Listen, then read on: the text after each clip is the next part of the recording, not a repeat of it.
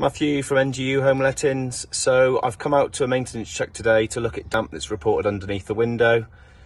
Top tip, I always look externally first to see if any issues are externally, and this one's a nice easy one because it just hit me straight away. It's the pointing. As you can see, the pointing's really poor, big holes.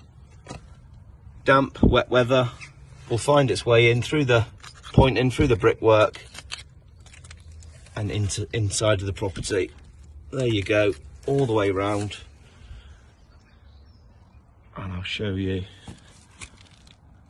all the way, look at that, all the way down,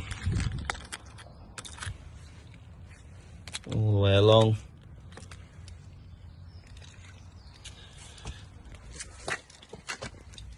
So damp, first thing, look externally. NGU Homelettings.